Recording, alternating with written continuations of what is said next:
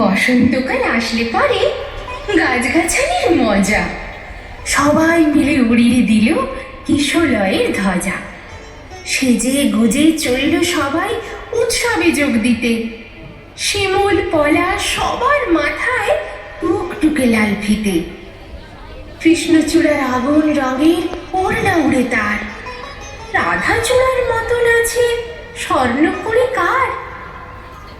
জারুল পারুল ভাই বোনেরা করছে কি হাঙ্গামা, ওদের যে চাই গোলাপি আর বেগুনি রঙের জামা। আলোক সজ্জা নইলে কি আর এমন শোভা খোলে, অমল দাসের ডালে সোনার ঝাড় লণ্ঠন দোলে। মুখ লুকিয়ে শুকিয়েছিল মাদার গাছের ডাল, দক্ষিণ হাওয়ার খবর পেয়ে সাজলো লালে লাল। ভিনদেশি এক অতীত এলো শাখীর মাদুরাই, নামখানি তার ছায়া তরু, রূপের সীমা নাই। রুদ্রপলাশ নামটি বড্ড কঠিন এবং ভারী, কমলা রঙের পাগড়ি তাহার কেমন মনোহারী। এমনিতর নানান সাজে সেজে সকল গাছ, সবাই মিলে করল শুরু মহোৎসবের নাচ। নাচে গানে খুশির টানে উঠল সবাই মেতে। কেউ দেখেনি দূরের মাঠে কে ছিল ওঁত পেতে।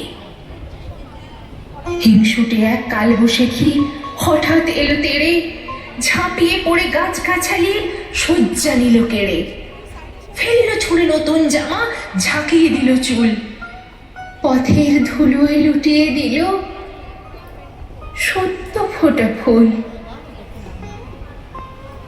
ধ্বংসলীলা সাঙ্গ করে উধাও হলো শেষে। কেন এমন দুঃখ এলো হাসি খুশির দেশে?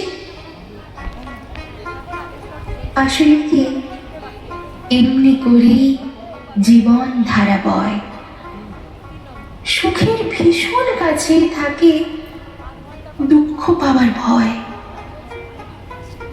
ফুল ফোটানোর মাসেই আসে কালবৈশাখীর হানা, বিপদ কোথায় লুকিয়ে থাকে যায় না তাকে জানা। তাই বলে কি শিমুল পলাশ ফুটবে না আর কাল? রাত পোহালেই উঠবে ভোরে কৃষ্ণচূড়ার ডাল। হিংসুটে ঝড় আজকে যাদের হাত পা দিল ভেঙে, কালকে তারাই নতুন রঙে উঠবে আবার রেঙে। না হয় আবার ঝড়ের হাতে দুঃখ পেতে হবে, ফুল ফুটিয়ে যাবেই তারা বসন্ত উৎসবে।